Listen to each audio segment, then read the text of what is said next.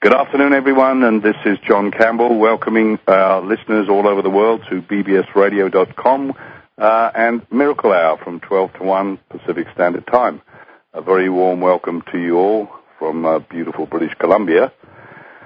And today I've got an extremely interesting gentleman that is agreed to be my guest.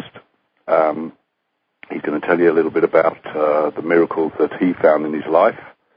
And again, this week I'm, shifting to talking to more people who are out in the corporate world but doing spiritual work. And I've spoken about this quite a bit in the past 6 to 8 weeks. And we interviewed a guy who was the CEO of a big oil company about the wonderful work they're doing. And I think it's really important. There's such a massive awakening going on everywhere. And sometimes it can be a little bit... I've noticed there can be a little bit of kind of elitism within some areas of spirituality that, kind of frown on anything which smacks of, profit-making or corporate work or whatever. And, it's good to put another slant out about that. Obviously there's nothing spiritual about anything which is part of the material world because it's the material world as opposed to spiritual. So money as such is not a spiritual thing. It's just neutral, it's an energy. And there's a lot of people doing a lot of good things, and money is needed to help build hospitals and schools and re-educate people. So I think it's really important to acknowledge that point. It's that what is sometimes, I find very often a difficult balance, is keeping that foot in each world, and it's quite a challenge, especially for some of us that have spent lifetimes in the other field with very little conscious connection to spirit. So it's nice, I think, to kind of intersperse our guests with people who are in the corporate world, but really bring spiritual work. And there are many different ways of doing that. So today our guest is going to tell you about himself. I'm going to leave that. He's a very good friend. Him and his wife are friends of Mary and us, and they've got 2 beautiful girls who we looked after, had the pleasure of looking after for a whole week, and that was a lot of fun, getting in touch with our 4- and 6-year-olds ourselves, because I think that's what always happens. So it's a great pleasure to welcome today Colin Sprake. He's CEO of a company called EmpowerNet, and I think he's going to tell you a lot about that, and also about his own particular real gift, which is to interpret dream boards. So, Colin, welcome to Miracle Hour on BBS Radio. It's great to have you on today. John, thank you very much, and I welcome all your listeners all around the world as well. It's great to be part of your show, and thank you very much for the invite. It's absolutely my pleasure to come onto the show today and to really talk about who we are as human beings on this planet and what we do in a corporate sense that can assist other human beings in really getting the most out of their lives, not just about how much money you can make and material goods, but really how much you can take out of it in a spiritual sense that makes you remembered for the person you are and what you did for others, as opposed to the person you are and how much money you had and what you could have done for others as well. So we really look on both sides of the spectrum in terms of wealth, but yet the spiritual wealth that people have. So that's what we're all about as EmpowerNet. And really, at the end of the day, it's important for, I suppose, everybody across the globe to look at who they are and what they do. And we've just come back from an awesome time, and as you heard John say, him and Mary looked after our children, our 2 daughters, who are 6 and 4 years old, for nearly a week, and spent time with them while we were away at our convention down in New Orleans for the company. I'll give you a little bit of history of who I am and where I've come from. I was born and raised, as you can hear by the foreign accent, in South Africa. Came to Canada in 1998, joined a mining company, and in 2000 ended up taking over the mining company and spending a lot of time on the road, typically 8 to 10 months of the year for nearly 6-7 years. And I'd done that extensively in South Africa as well. Got to the top of the mining company, really felt that you know what? It's really lonely at the top. Yes, you get maybe great compensation, but you don't feel whole as a human being. You don't get that true gift that's out there in terms of really, really having both the wealth in terms of spirituality and maybe wealth in terms of material goods that some people put so much emphasis on. Mm-hmm. And found that, you know what, it was time to move on. It was time to make a change in my life.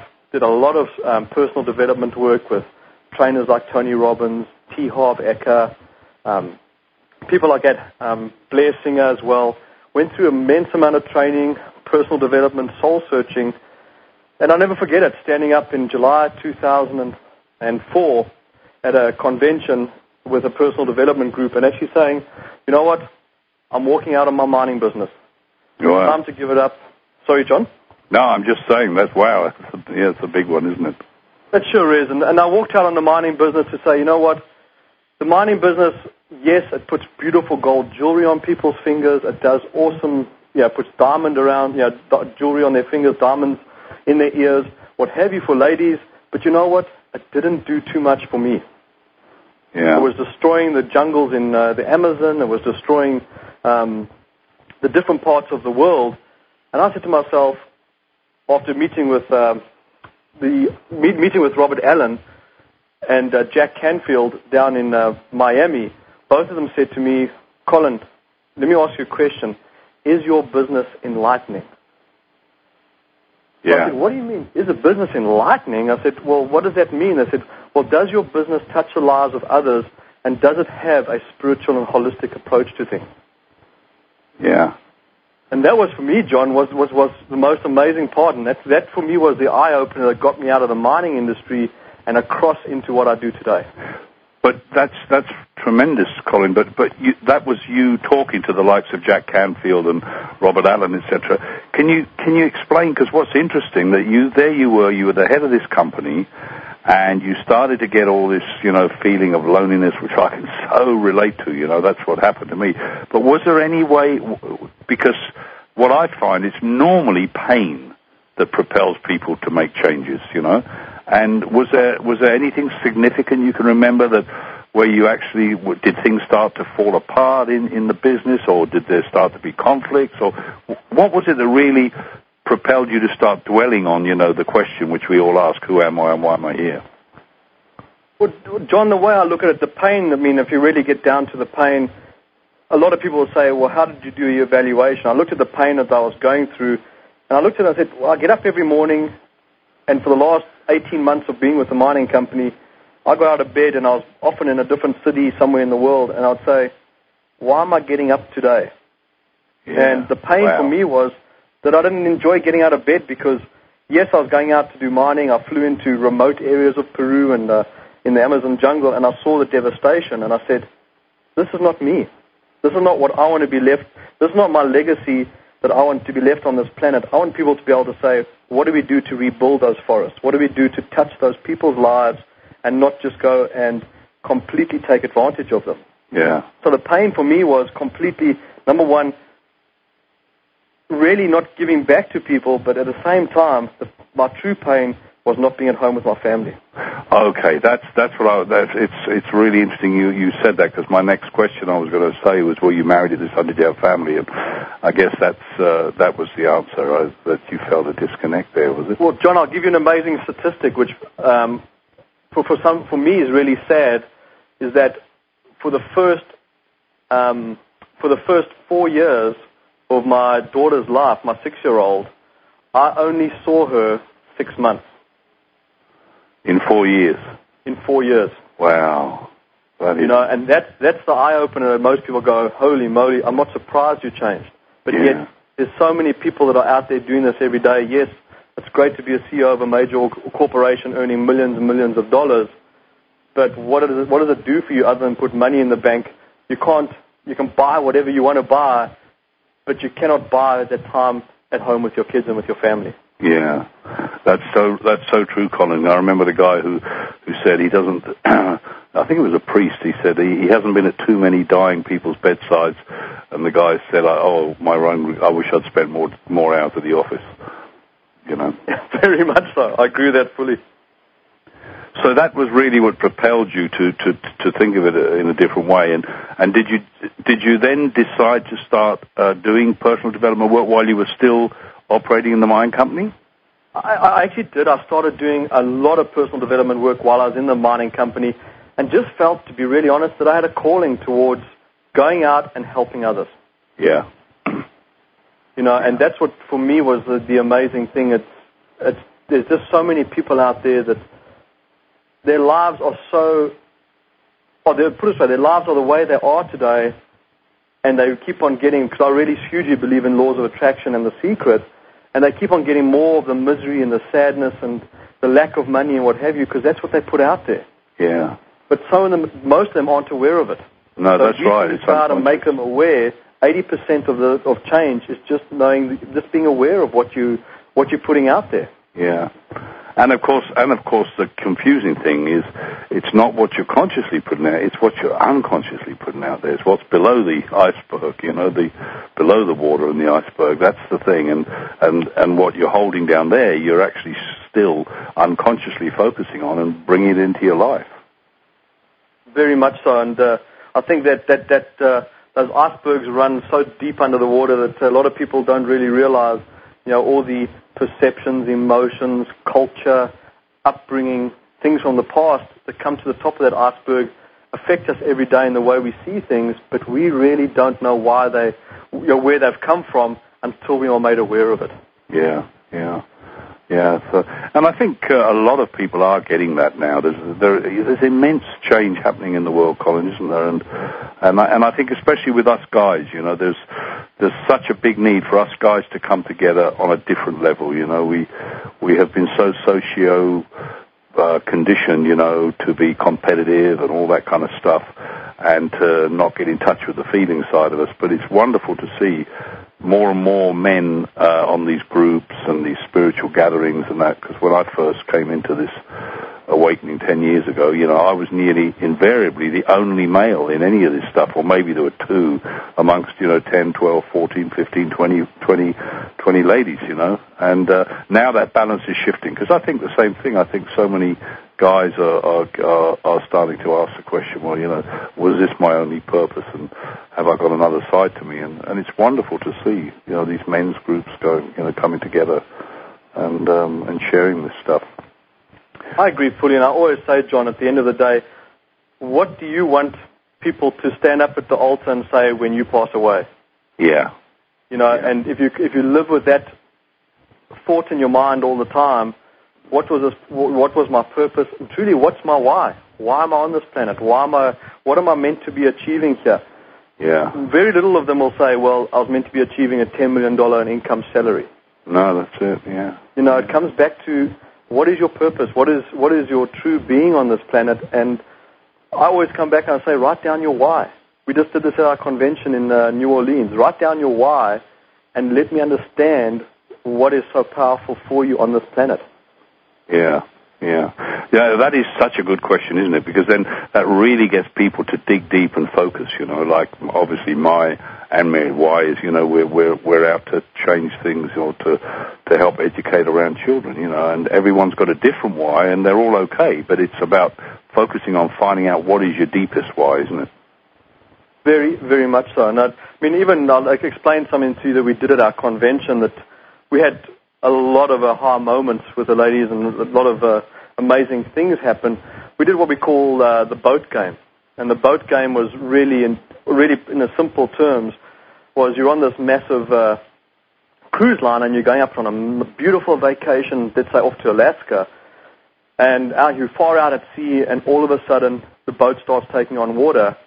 We put the ladies into groups and we said to them, okay, here's the deal. You were 5 or 6 in a group, only one of you can make it onto the lifeboat. You have 30 seconds each, and we'll go around the group. All you have to do is 30 seconds to convince the rest of the group why you should be on that lifeboat. But only one of you can make it, the rest of you will perish. And that was, for many people, was, what is my why? Why am I on this planet? What am I doing? Why am I here? And how do I convince these people? Of course, we had the extreme. Some people said, well, I'm the best saleswoman, so therefore I'll convince them and say anything to make sure I'm on the boat. Yeah. And some other people have said, I don't know why would I want to, why should I be on that lifeboat? Yeah. Wow. I'm an older lady. There's some younger people in my group. They can be on the lifeboat. And I just said to them, quite obviously, you don't value your life enough. Yeah. Or you're completely contented with what that you've achieved on this planet, that you are happy to pass away immediately. I don't believe any of you are in that, any of the listeners or anyone might be in that arena in terms of truly believing they've achieved what they want to achieve in terms of a spiritual realm and in terms of touching the lives of others. That's right. Yeah, and it's so shockingly alarming, isn't it, when sometimes we see how little we think of ourselves and how little we think we're worthy, and I think that's the part which first has to be dealt with on this journey, isn't it? Very much so. I mean, I think you cannot do anything in terms of all the personal development we do in the company. You really can't do much for others until you've really examined them in the mirror yourself. Yeah, it's like that, who was it, Socrates, that line, he said, the unexamined life is not worth living, and I think that's what he was talking about, You have to examine it, so... Yeah, so going back then to what happened when you made the change, and so you were still operating the mining company, and you were going to all this personal development stuff, and that. Tell me some of the things you did, and then what propelled you to actually leave, and how did you do that? Well, John, and you know me pretty well personally. I'm pretty much a decision maker, so I went out and we did lots. I did quite a lot of personal development training during the course of 2003. And then mid-2004, like I said, went to a seminar, stood up at a seminar, voiced my intentions, because I knew if you voice them aloud and you feel the vibration in your body, that you will act out on them. And announced at this seminar that within the next month I would resign and walk out on the mining company. And I resigned, walked out 4 months later, and really didn't know where to go with what I wanted to do. I knew I had a better purpose on the planet, though. Yeah. And that's when I came across our company we have today, which is not really personal development training, yet it involves immense number of ladies in the business, or human beings, you want to put it in a nutshell. It's not really to be sexist in any way. It involves so many different people. And when it involves people, you need personal development, because that's half of getting people motivated to be able to do what they want to do on the planet, is understanding themselves first. Absolutely. Yeah, who was it said on one of those things that your business will only grow to the extent that you're growing? Well, I would add to that too as well, John. I always say the universe will only give you what you are capable of accepting. Yeah.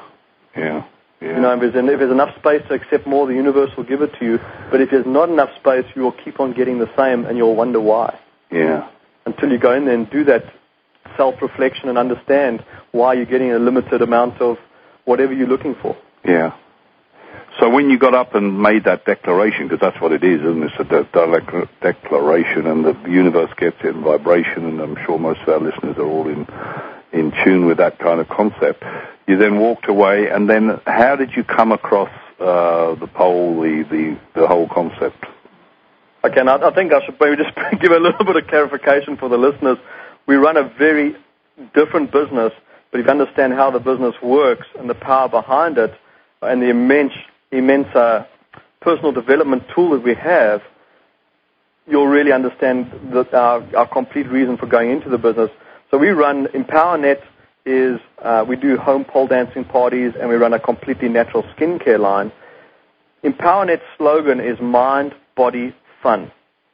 The mind being the pole, because these pole dancing has always been known in the strip clubs to be seedy, disgusting, what have you. It's a huge form of fitness and what have you in North America. It's gone worldwide. EmpowerNet's already in 14 different countries. The people have adopted it, but the amazing part about the pole is we use it as a personal development tool. Because so many people have a stigma around this pole, and when they touch it, something changes inside them. And it's pretty funny, until you see it, John, and your listeners actually experience it, people just think that, wow, it's just a stripper pole. It's not a stripper pole. We call it the empowerment pole, empowered by the pole.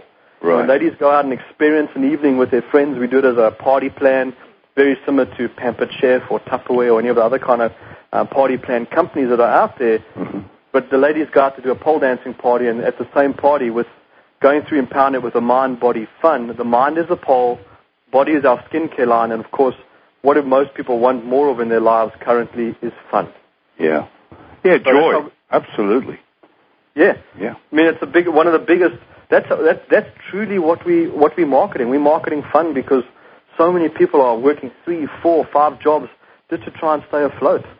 That's it. And we just said, let's get out there, empower, and that's how we got into the pole. Number one is the pole was something that we just said, so many people want to try this. You'll always look at it and say, I know somebody that will definitely jump on the pole and have fun together with their friends. Mm-hmm. And I know somebody that will be terrified to do it or mortified. The funny part is, often when you approach those people, they switch around. Yeah. The one you think would never do it absolutely loves it, feels completely empowered, and we use this. The pole is really a metaphor in lots of ways, as well as a continual tool that they use in their business, because it makes them feel so great. Mm. And the pole for me, it's touched my life personally, and I don't know if I've ever shared this story with you, that even with my wife and my kids, my wife, she went to, when I first got this idea, we actually started doing some real research into, does the pole do anything outside of just being a fun party evening? And we started doing a bunch of research with the Michigan State University, and got some reports from them on how the psychological aspect of the pole, because of the stigma that it carries. Right. And we started to laugh about it and say, well, the pole is only a vertical ballet bar. Yeah. You know, if you did ballet as a kid, you've just turned this thing vertical. Why does it have such a stigma? Yeah. And ladies, we related that back to their lives. Yeah. We said to them, well, it took so much effort to touch this pole, but once you touched it, was it that bad? Yeah. And they go, no, it wasn't. Yeah. So I said, what about other things you can relate this to directly in your personal life? Yeah. Are there certain things that you're staying away from, certain things you're avoiding, certain things that even looking at your own self in the mirror that you're avoiding, yet if you do it, you'll find it so beautiful and you'll get so many amazing transformations, amazing things from it, just by using the pole as an analogy and a metaphor. Yeah. Well, it's interesting, isn't it? Because I've never experienced it. I don't know if guys do this, but I can imagine, because I think historically, etc., there's been these, the women have been put down and been socialized, and men have to, as well to a great extent, but, through the religious bodies and all that kind of thing, government, and there is a need for women to know that they're more than just wives and mothers, and that, there's so much more in them, we love them, don't we? Exactly. We really do, and I admire them. I've got such respect for them, and I think the pole, I was just thinking about it, it really symbolizes being straight, being supportive, it's supportive, it's symmetrical, it's balanced. So there's a lot of qualities that the pole has which can be related to human qualities, internal qualities. Very much so. And I think even with the pole, we've gone through so many different things. Even as we developed the pole parties and we looked at the whole thing of understanding what they do for women, it is completely, I can't even say affected, I think it's infected my life. Right. Because my wife, Gabby, she's my absolute precious gem of my life, we got married in just on 10 years ago. We had our 2 kids, and the woman I married that I loved so much just disappeared. Like, she was now this lady with 2 children, raising these 2 children, still loved her immensely, but just said, where's she gone? Yeah. And I think so many men experience this, that all of a sudden their wives disappear because no man truly understands the maternal bond between mother and child. Yeah. And then all of a sudden she went to 2 pole dancing parties, and it's pretty funny about it. We virtually dragged her there kicking and screaming, saying, please, I'm trying to start this new business. You've got to go just because you're my spouse. Yeah. She said, well, I'll go and I'll do it for you. After the second party, John, she came home. She said, I'm going out to buy new underwear. I need to feel sexy. I want matching underwear. I want things that make me feel great. I said, you went to a pole dancing party. What happened? Yeah. He said, I now realize I need to give to me, because so many women, for sure, out there, and you can't generalize completely, give so much of themselves to others, to their kids, to their husband, to their friends, but lots of time forget to give to themselves. That's it. And you know what happens sometimes there is, well, it's about to thine own self be true, you know, because when that happens, it has to bring with it resentment if it's not what they're wanting to do. I mean, there are people that are genuinely, you know, absolutely fulfilled in doing just that, and that's great. But I think there's a lot of other people that it's not exactly what they want, but they feel that they have to because that's society's way of looking at them, you know? For sure. I agree with that. And they're the ones who, you know, when you're doing anything you don't really want to do, there's got to be a resentment. And if there's a resentment, who suffers? They suffer, but also everybody around suffers.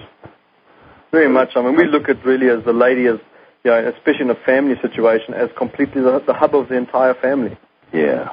You know, and if the mother is happy and satisfied with where she's at in life, you see how it affects the children, and really at the end of the day, how it affects the husband as well. Yeah. And the whole family unit. Yeah. The family unit is it's a dynamic which is carried out into the outside world. You know, I mean, it's so crucial, and this is what we're so passionate about, is re-educating about what makes healthy family units, because it is the bedrock of society, and you know, there's a lot of work to be done on that, and a lot of different reasons for that. And then this program of yours is just another completely unusual in a way, but way that can be done. So when you found this, Colin, who first brought this concept out? Well, it was actually brought out by an actress in Southern California by the name of Sheila Kelly, who was on LA Law, which was one of the big TV series, I don't know, maybe in the 1980s. Okay. And she brought it out in virtually the late 1990s. She actually took the poles out of the seedy places and put them into a studio and started pole dancing for fitness in Southern California. Right. And got going with it, and that's where we based it on, and we said, well, you know what, she's really targeting the lady that has great self-confidence, or a lady that just has whatever, all the different criteria that she would happily go to a studio and go dance, and, you know, and they do it for fitness, and they do it for stretching and toning and what have you, but certain ladies are happy to go there and do that, where we looked at it and said, that's a very, very small percentage of the market. If we can go out there and really let ladies, no matter who they are, you know, try the pole, have fun with it, and feel the change that this pole can do in their lives, why can't we take the pole to them and put it in their living rooms? Right. And that's what we started doing. We are the company, so you can either go to a studio or you can come to us, and we will then come to your home, put a pole up where you can dance and have fun with your friends in the comfort of your own living room, and nobody has to know about it other than your friends that were there that evening. Yeah. But the thing is, for us, it's such a big percentage of people will never go to a studio, and we wanted as many ladies to have the pole impact them, because one of our key statements in the company is there is a magic about the pole. Yeah. You know, and some people say, yes, are you on the sexuality side? No, we aren't. We really focus on sensuality. Yeah. You know, on ladies being sensual beings. And yes, we've ever done a party for a group of men, because that's our goal is not to go that route. We have full participation at the parties. The ladies dance, they have fun, they laugh, they cheer each other on. It's all done in a very, very supportive environment. To the extent some ladies are cheered on that would never do this kind of thing, suddenly get cheered on and they suddenly blossom, and they come out of their shell completely. We get emails just weekly from ladies saying, you guys have touched my life. This pole changed me. That's your listeners amazing. might be thinking, well, that's outrageous, but it has. That's amazing. And is it just over in Canada and the US at the moment, Colin, or? We have it in Canada, the US, South Africa, Australia, New Zealand. Believe it or not, we have people doing it in Dubai as well. We are in Finland, UK. Oh, you're in the UK as well? Okay. Yeah. Okay, so this is really worldwide already, yeah? Very much so. We've only been doing it since virtually January 2005. Wow.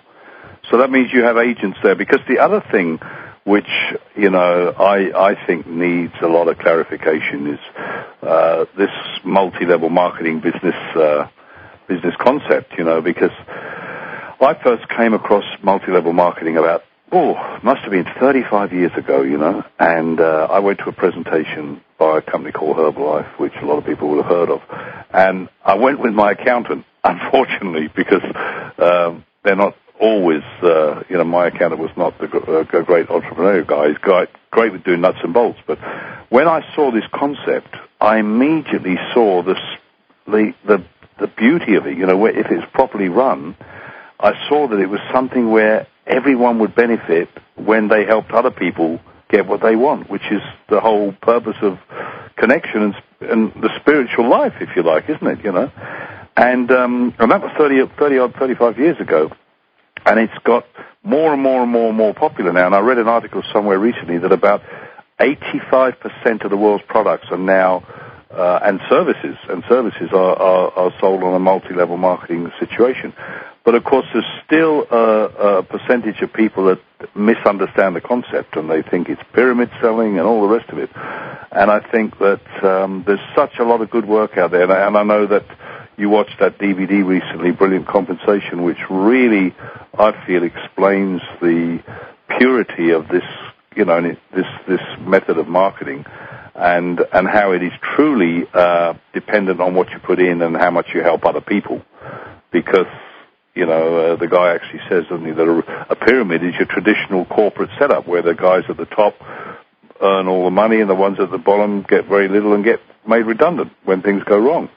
Whereas in true multi-level marketing, you have frequent situations where people way down the ladder make more than people higher up because they're helping other people more. Exactly. And so it is an amazing concept, and you decided to adopt that for your parties, huh? Well, John, exactly. And I mean, I go back to really the real reason why we looked at network marketing or multi-level marketing in the first place was that our goal in the company is, we have so many different goals, but there's a couple of them that, number one is, one of our overall goals is to reduce the divorce rate in North America, and another one of our goals is all kids should be raised by their parents and not raised by caregivers, because I think that definitely does bring up different kinds of children, and no disrespect to caregivers and nursery schools and daycares and what have you. But if kids are raised by their parents, I believe, and I've seen it happen in so many cases, that the kids are more whole in society just because they've got those attributes and that different input from either both parents or just one parent. Because unfortunately, we do live in a really sad society of high divorce rates.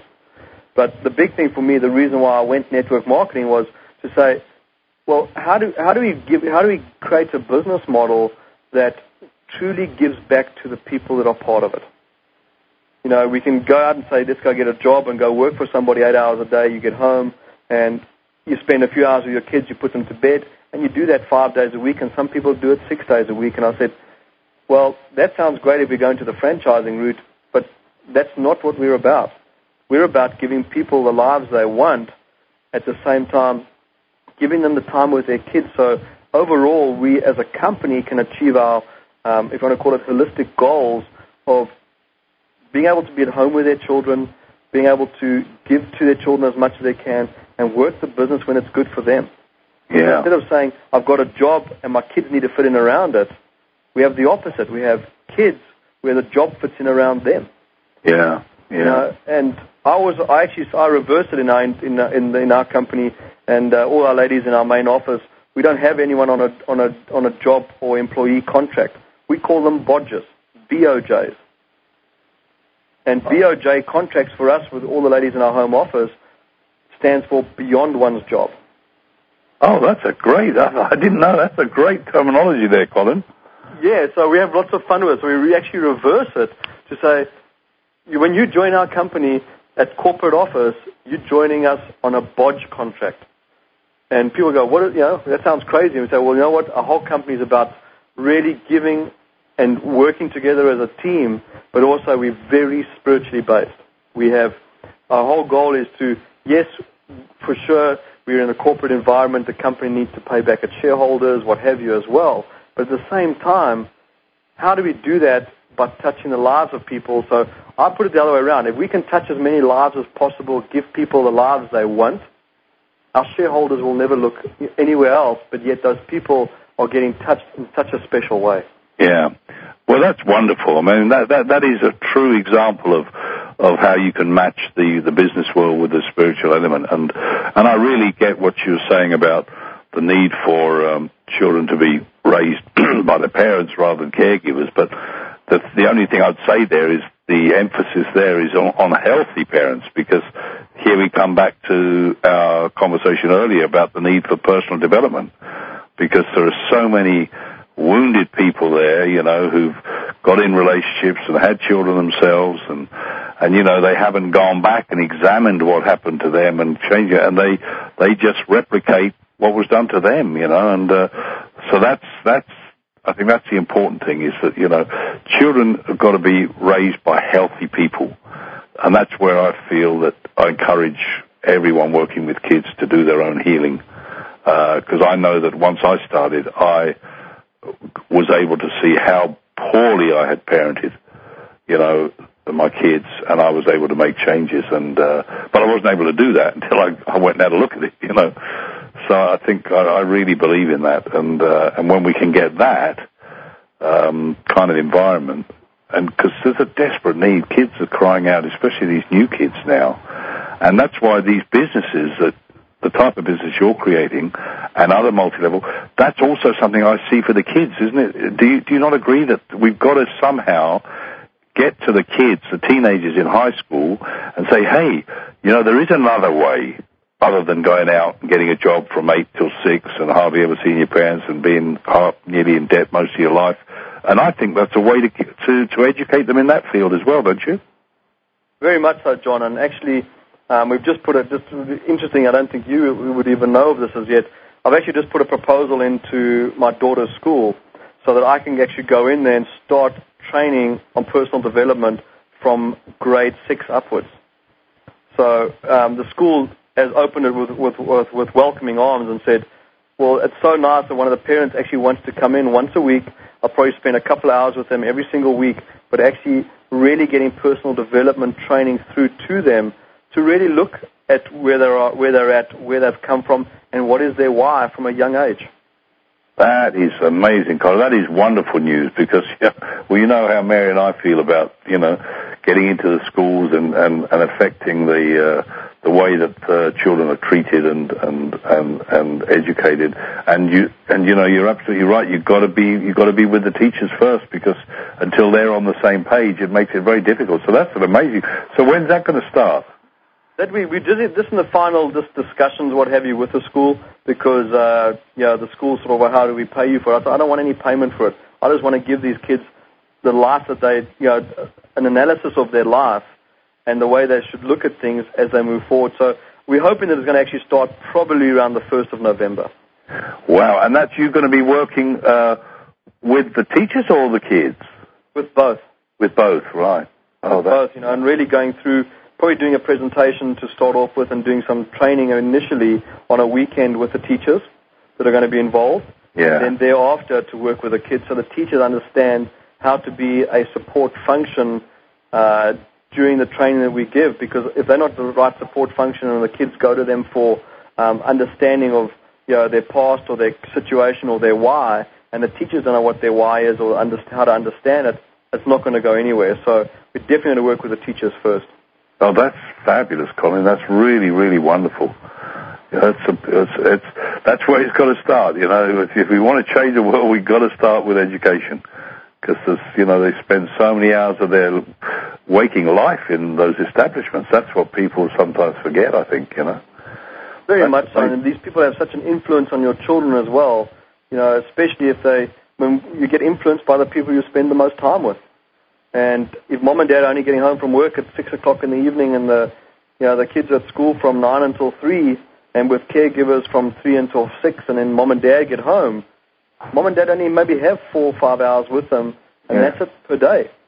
That's it. And it's about Oh, that's wonderful. I love that idea. I love getting, and it's such needed work. And Colin, I'm conscious that we're coming up to the last sort of quarter hour here already. It's just flown by today. What I'd like you to do, could you tell us something about the dream boards? That's something I'd like you to share with our listeners. Sure, John, with pleasure. It's one of the most amazing things, and I can tell all your listeners that are listening today that, and they might listen to the archives later, is that it's so amazing. This going to dream boards. I started using dream boards probably, believe it or not, only 3 years ago, and got into it. Yeah, saw dream boards as something important, but wasn't really didn't put a lot of importance on them. And over the last 18 months or so, they've become an integral part of the way I run my business. And the way that when the ladies join our business and we go to convention, we always do dream boards. In fact, we do something pretty unique in the office. Every single person, before they join the company at a corporate level, does a dream board before they join us. And people think, well, that's pretty unusual to ask a prospective employee to do a dream board. Well, number one, if they don't want to do it, they're pretty much not on the same wavelength we would like them to be on when they come and they join us at the company. Right, that's a good criteria, yeah. So it's kind of weeding out right at the beginning. Very much so, and some people are a little bit, well, that sounds a little bit unusual, but I'll do one anyway. And we end up getting them to do their dream boards, and once they've done their dream board, I don't know where I got the gift from, I've never been taught it. We actually do full interpretation of the dream boards, down to understanding who they are, what they need in their life, what they are so attached to in their life, what they want more of in their life, how busy they are in their life. There are so many things I can tell you from a dream board that some people go to me, Colin, where did you get this from? I want to be able to learn how to do it. I don't know where I got it from. For me, it's just divine. It's a gift that I was given at birth that's only come around and really come to fruition in the last 18 months or so. But we can sit down, I can tell you, from somebody's dream board in our office, especially, and I'll go back to the ladies in the company that are part of the company as well, but in our corporate office, I can look at a dream board, number one, tell the core value of the person, number two, tell you how neat and tidy they are, number three, what drives them, is it money that drives them, is it family that drives them, what drives that person, and that's just the basics of what I can tell from a dream board. Wow. And can you describe what is a dream board? Is it different from a vision board? I mean, I'm very conversant with vision boards, but is a dream board a similar type of thing, or what is it? John, virtually exactly the same thing. Your dream board, vision board, people call them different things. For me, I call it a dream board. I just love the term dream rather than vision. Vision sounds very corporate for me.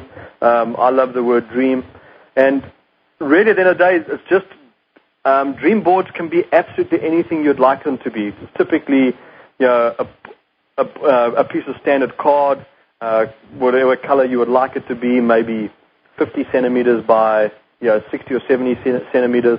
And then people put whatever they like on that dream board or that vision board in terms of what they would like to do. I'm sure most of your listeners have heard of one. If they haven't got one, I'd highly recommend doing one because it's so powerful in manifesting what you want in your life. Right. And so what, they cut stuff out of, do they do it in a one-hit session, or do they do it over a period of time, or is it totally up to them? Totally up to them. Most of the time I always say you're cutting things out of magazines, you're writing notes on it, you're doing whatever you'd like to have on it from your perspective. You can go and get scrapbooking materials from the local scrap shop. You can get little foam pieces you stick on, whatever really is whatever you would like to add to it to make your board special to you so that it resonates from your heart. It's not something you just cut out and say, yep, I really want that. That's coming from your head. It's really coming from your heart where you see a picture and you can just feel it from your chest that it resonates with you. Right. You cut that picture out, you stick it on, and you know you can put a note below it, or you just know in your heart why you put that picture there. Right. Okay. And then they put all those together. And so if somebody was coming to work in your company, you would request that in the first application. I'd first look at the where they're coming from, in terms of course, resume or what have you. But then in the second interview, I'd say, here's the thing. You're not going to have an interview. All you're going to do is do a dream board. Wow. I normally give them 2 hours, an hour, 2 hours to do a dream board. And after they've done that dream board, number one, I can tell very quickly, John, this is the power of dream boards. And I mean, this is just on the surface, if you look at them. Number one, if in 2 hours they've only done half the dream board or they cut out all their pictures and nothing stuck on their dream board, you can know maybe this person, number one, is very detail-oriented and they want everything to be perfect, so they're cutting out everything first. Right. If somebody's finished their dream board, pretty much you know it's somebody that is task-oriented. Right. You know, you give them a 2-hour stint to finish your dream board. Some people don't finish it in 2 hours. Right. You know, so you look at it from that perspective, and then where everything is on the dream board is very, very powerful because you'll put it there from your subconscious. Yeah. Yeah. So you're putting things on your dream board, you're sticking them in different places, but a lot of that comes from your experiences, what's happened in your life, and where you put them is important. Yeah. Yeah. I'll give you a very good example. I was just down at our convention, and we do this at convention with our organization as well, so that the people who are their uplines or what have you really know how to treat the person in their downline. Are they money-focused? Are they relationship-focused? Are they spiritually aligned? Whatever it might be. And we were with one lady, and she came up to me and she said, Colin, please, can you interpret my dream board? And I said to her, she gave me her dream board, put it in front of me, and I said, wow. I look at your dream board, and all it tells me is that you are craving to love self. To love self? To love self. Yeah, yeah. And she burst out crying. And she said, Colin, how the hell do you know that? Excuse the expression. How do you know that from a dream board? I said, your key picture in the middle is a naked lady with her arm across her chest. Yeah. Of course, you can't see anything, but I said, that arm symbolizes to me, and it's right in the center of your dream board, what you are craving, what you are so that you're so wanting in your life. Yeah. And she burst out crying. She said, Colin, and I said to her, you know what, the stuff around it, you'll never get that until you love yourself. Yeah. Yeah, that's so true, Colin. It's what we were talking about earlier. It really is. And it's the biggest lesson, I think, you know, and it's a tough one, especially when we've been raised to think that's selfish, and you know, but it is true. You see people that really have self-esteem, which is not about egotism or anything like that. It's just a deep sense of being lovable and capable. That's what I think self-esteem is. But they're so much better with other people in their lives. Very much so, John. Yeah, and really at the end of the day, the dream boards, I mean, we've had an amazing time really interpreting dream boards. And for me now, a dream board / vision board is a key criteria for me hiring somebody in the business, as well as knowing how to work with them. You know, It's no use going out to somebody who, in their center of their dream board, is a couple walking on a beach. You try and motivate them with money, you will never motivate them. No. Yet you look at that and you say, well, that's in the center of the board for a reason. Yeah. You know, it's not a case of when you see something like that, that's it. You wipe that person. That's not they're not appropriate to work in the business. It's more telling you about where you could and how you could utilize them so that they maximize their dreams. Is that right? Or so they maximize their dreams and their full potential. Yeah. Yeah. You know, because at the end of the day, you know, somebody could say, well, I'm really great at sales. And you say, great, I can see from your dream board, yes, I can see exactly the kind of person you are, and I know that you'd be good in a sales function. Yeah. But the one thing I know for you is, it doesn't matter how much I pay you, if I can reward you with trips away with your family, that would be more significant to you. Yeah. Yeah. Lots of people will say, maybe your listeners as well, saying, but surely, Colin, I can just buy the trip if I get the monetary reward. Remember one thing, a lot of people don't see things that way. That's it. If they can see themselves on a trip to Hawaii, that's where they want to be. They don't say, oh, I want to get the $10,000, go and buy the tickets and go and book my own trip to Hawaii. No. I want to just be there on the beach. That's what my goal is. Yeah, that is so good, Colin, but also, isn't that a wonderful way for businesses generally to start adopting? So in other words, instead, when you're employing somebody, or when I don't even like the word employment, there's something that doesn't taste good about that, to me. Pretty much, I'm the same as you. The same as bosses, I can't stand those words, Exactly. But wouldn't it be great to sort of have the person and be saying, now, what can we do to bring this person to their full potential if they came to work with us, instead of what can they do to bring the company up, John, so much so. And what I find is so powerful as well is you do a dream board during their job interview, and or the bodge interview, as we like to call it. So during their bodge interview, they do the dream board. Then you give them you ask them to do a dream board a year into their time with the company. Oh, right, okay, after they've been with you for a year. With you for a year, and then you give them and you ask them, let's redo it, let's have and we do this typically once a year, sometimes every 6 months, depending on how everyone's feeling in the office. We'll take Friday afternoon off and just sit and do dream boards. That is so cool. And say, lady, let's redo all our dream boards, because one thing is my business is very different. 90%, or actually I think it's even higher, probably 96% of all our suppliers are home-based moms. Home-based mums? Home-based moms. So even the products we supply through the network marketing company come through. We're not just about, hey, how can we empower the woman in our company? How can we empower our suppliers at the same time and find people that want to grow a home-based business as well, but we can buy from them to empower those women as well? Yeah.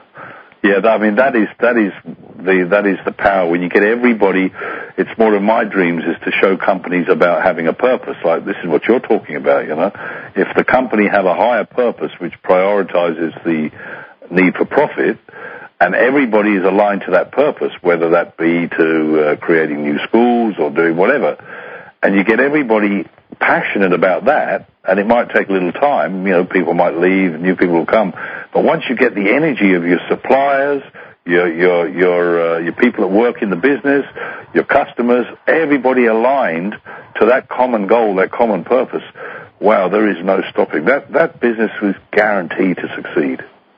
I agree fully, John. I think if you focus on what your true purpose is on this planet and do it through a vehicle, to me the business is just a vehicle in order to get there, the success and the rewards you will receive from it will be uncountable. Absolutely, yeah. Well, it's amazing work. And what's your next plans, Colin, to expand? I mean, you're in all these countries. Do you have conventions over in those other countries, or are they only in the States at the moment? Only in the States at the moment. So we just had our annual one down in New Orleans this year. Our next one's in Denver, Colorado next year. And where we invite everybody from all over the world to come to it. The big thing for us, I think, to answer your question and where we're going with the business, our biggest thing now is to, number one, keep building the self-development part of the business. We have our training division of EmpowerNet is called Make Your Mark, because I believe everyone should make their mark on the planet in some way or form. And we actually come up in February next year, we're launching Enlightened Home-Based Businesses as one of our training seminars. Oh, fantastic! Yeah, so how to come from a home-based business with a real spiritual intent to look at your whole home-based businesses. Does it touch the lives of others?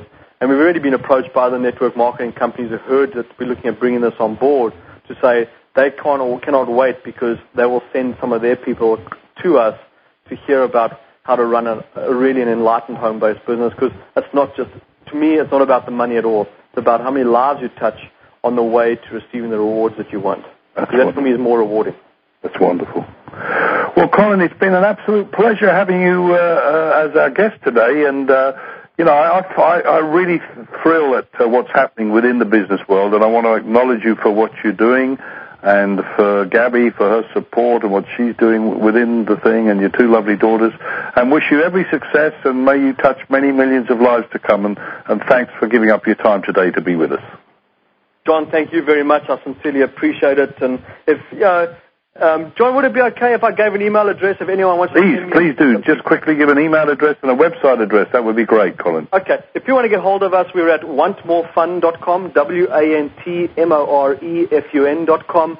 If you'd love to send me a picture of your dream board, I'd happily give you some interpretation, send it back to you. If you'd love to do that, to send it as a picture attachment to Colin S., Colins, at EmpowerNet Canada, EmpowerNet Canada.com, and I'll happily do interpretations for you as well. That's brilliant. Thank you, Colin. That's fantastic. And I'll put that up on the website as well. I'll get that information for you. And listeners, do take advantage of that, because I know Colin's got a great gift. So thank you all for being with us today, and we wish you a wonderful week. Thank you. God bless. Bye-bye.